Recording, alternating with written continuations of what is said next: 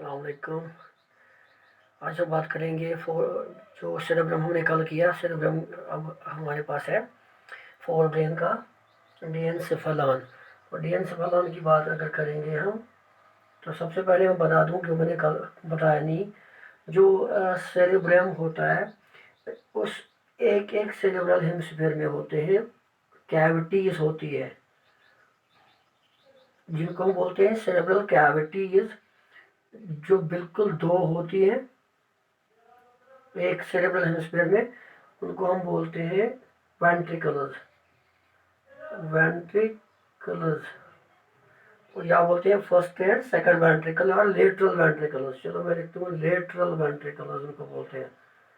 Lateral ventricle जो cerebral hemisphere में होते हैं और आगे से जो बिल्कुल क्लोज होते हैं और पीछे से वो ओपन होते हैं, ओपन होके बनाते हैं थर्ड वेंट्रिकल। थर्ड वेंट्रिकल याद रखिएगा। सेरेब्रल हेमिस्फीयर में फर्स्ट सेकंड वेंट्रिकल होता है, एक कैविटीज होती हैं, उन कैविटीज को बोलते हैं वेंट्रिकल्स। और lateral ventricles first ventricle and second ventricle, जो आगे से बिल्कुल क्लोज होते हैं और पीछे से यही ओपन होके बनाते हैं थर्ड वेंट्रिकल। और इसी थर्ड वेंट्रिकल को एनक्लोज करता है डीएनसेफेलॉन, याद रखिएगा। तो इसी थर्ड वेंट्रिकल की बात कर रहे हैं हम। तो थर्ड वेंट्रिकल कहाँ पे आता है? जो हम फर्स्ट और सेकंड वेंट्रिकल के पीछे जो इसका एंड ओपन होता है और ओपन एंड होके एक कैविटी बनाता है, जिस कैविटी को हम थर्ड वेंट्रिकल कहते हैं। और इसी थर्ड वेंट्रिकल को एनक्लोज करता है डीएनसेफेलॉन। तो मैं बना दूं यही फिर से। मान लो ये थर्ड वेंट्रिकल है और डीएनसेफेलॉन में तीन चीजें होती हैं। इस थर्ड वेंट्रिकल को जो एनक्लोज करता है ऊपर से रूफ से, उसको हम कहते हैं एपिथैलेमस। एपिथैलेमस। और जो इसके साइड में इसको एनक्लोज करता है थर्ड वेंट्रिकल को, उनको कहते हैं थैलमस और थैलमी। थैलमी, इस साइड भी थैलमी। और जो इसके नीचे रूप पे फ्लोर पे होता है उसको कहते हैं हाइपोथैलेमस। तो ये सारी चीजें मिला के एपिथैलेमस टॉप पे, रूफ पे, रूफ साइड्स लेफ्ट साइड और राइट साइड में थैलेमी, और फ्लोर पे होता है हाइपोथैलेमस। तो ये सारी चीजें जो मिला के बनाती हैं डीएनसेफेलॉन, जो इस थर्ड वेंट्रिकल को एनक्लोज करती है। अब इनका काम क्या है, इनको पढ़ेंगे। जहां तक एपिथैलेमस जो है, एपिथैलेमस जो इसका हम दो साइड बनाए देंगे। ऊपर वाले साइड को बोलेंगे हम पोस्टीरियर साइड और अंदर वाले साइड को बोलेंगे एंटीरियर साइड। तो एंटीरियर साइड में ये बनाता है फोल्ड। एपिथैलेमस जो है एंटीरियर साइड में बनाता है folded. Folded and vascular area बन जाता है एपिथैलेमस। और इस फोल्डेड एरिया को हम कहते हैं एंटीरियर कोराइड प्लेक्सस, याद रखना। एपिथैलेमस का एंटीरियर साइड फोल्डेड होता है, उस फोल्डेड पोर्शन को हम एंटीरियर कोराइड प्लेक्सस कहते हैं। और इसी एंटीरियर कोराइड प्लेक्सस के पीछे एक स्टाक निकलता है। Behind anterior choroid plexus there is a stalk, like short stalk, मैं लिखूं शॉर्ट स्टॉक, जिसको हम बोलते हैं पाइनियल स्टॉक। Pineal stock. और इसी पाइनियल स्टॉक के साथ जुड़ा होता है एक राउंड राउंड बॉडी जुड़ी होती है, स्मॉल राउंड बॉडी जुड़ी होती है, जिसको हम कहते हैं पाइनियल बॉडी। मैं बात करता हूं एपिथैलेमस की। फिर से मैं याद दिला दूं, डीएनसेफेलॉन के पास एपिथैलेमस होता है, तीन चीजें होती हैं, थैलेमी होती है, हाइपोथैलेमस होता है। और यही डीएनसेफेलॉन इनको लेके इस थर्ड वेंट्रिकल जो कैविटी होती है इसको एनक्लोज करता है डीएनसेफेलॉन।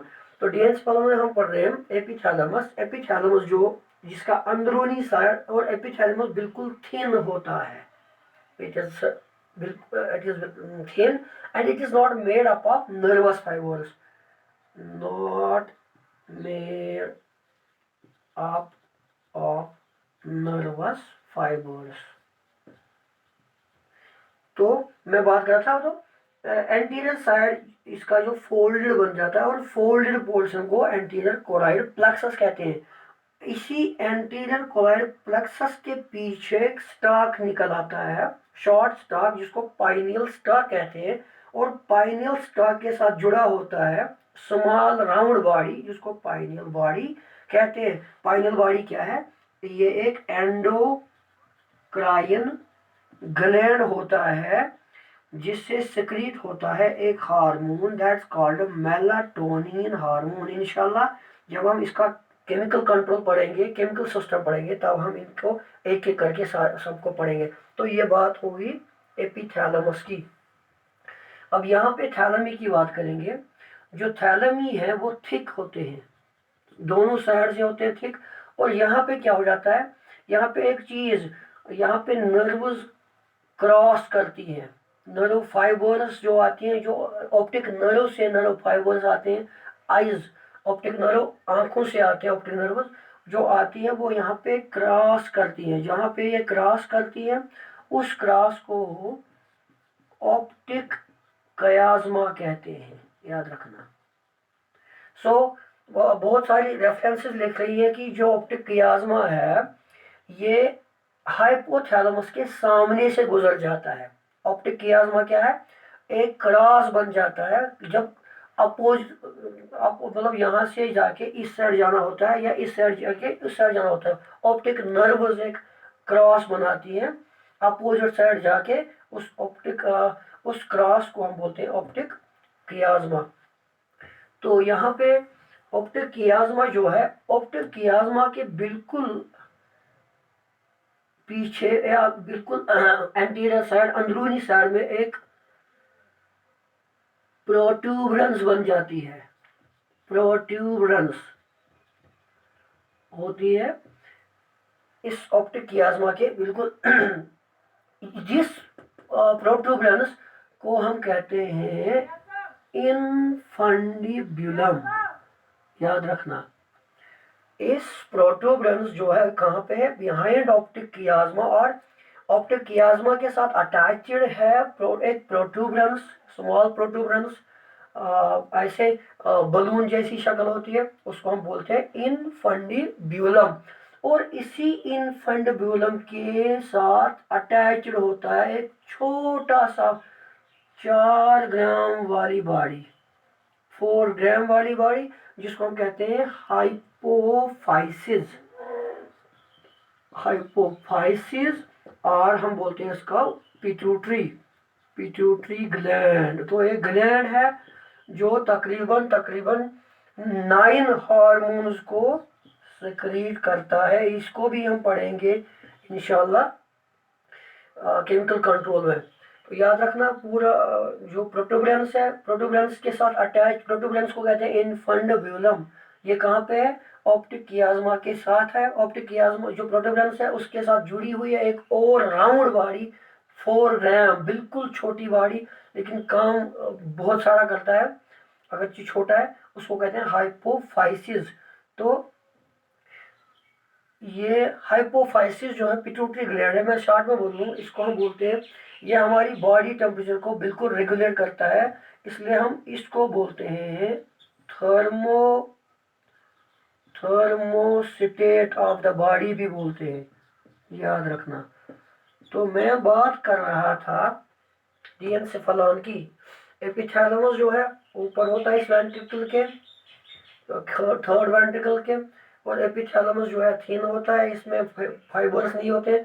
और जो थैलेमी है, जो थैलेमी की बात मैंने की, थैलेमी यहाँ तो मैंने रख दिया, थैलेमी जो होता है थिक होता है और it is almost made up of grey matter, grey matter का बना होता है। अब फंक्शन क्या है इसका, इसका काम क्या है वो मैं बता दूं। कोशिश मैं करता हूँ बिल्कुल छोटा बनाने की, ताकि आप अपलोड कर पाओगे। यो diencephalon है, थर्ड वेंट्रिकल ऑफ diencephalon, याद रखिएगा। Third ventricle of diencephalon communicates, ये करान कम्युनिकेट, कश्मीर में बोल दूं मैं, कम्युनिकेट करता है ये किसको, एंटीरियरली, अंदरूनी साइड से ये किसके साथ कनेक्ट कर कम्युनिकेट करता है एंटीरियरली, ये ventricle ventricles of cerebrum, cerebrum पे जो वेंट्रिकल होते हैं उनके साथ कम्युनिकेट करता है एंटीरियरली बाय फोरामीन, फोरामीन ऑफ मोनरो, एक स्ट्रक्चर होता है फोरामीन ऑफ मोनरो, हमको बोलते हैं, उसको पैसेज होती है इस, तो वेंट्रिकल्स के साथ कम्युनिकेट करता है एंटीरियरली। और पोस्टीरियरली, पोस्टीरियरली इट कम्युनिकेट्स, मैं बात कर रहा हूँ diencephalon की, इट कम्युनिकेट्स टू द और विद द फोर्थ वेंट्रिकल, चौथा वेंट्रिकल होता है जो कि मेडुला ओब्लांगेटा में होता है, मेडुला ओब्लांगेटा में होता है, उसको एक उसके साथ ये कनेक्ट करता है पोस्टीरियरली बाय अ पैसेज और थ्रू अ पैसेज, पैसेज, उस पैसेज को कहते हैं आइटर, याद रखना। ये आइटर कहाँ पे है, ये प्रेजेंट होती है मिड ब्रेन में, याद रखना। तो बात बीच पीछे करेंगे, ये जो थर्ड वेंट्रिकल ऑफ diencephalon है, ये कम्युनिकेट करान, ये मैसेजेस वातनावान, यम जन फर्स्ट वेंट्रिकल तो सेकंड वेंट्रिकल सेरिब्रमस मज मौजूद तिमन एंटीरियरली पोस्टीरियरली कम्युनिकेट करान फोर्थ वेंट्रिकलस, फोर्थ वेंट्रिकल मेडुला ओब्लांगेटास मज कम जरिए अकि पैसेज जरिए, तथ पैसेज वन आइटर, आइटर प्रेजेंट मिड ब्रेनस मज।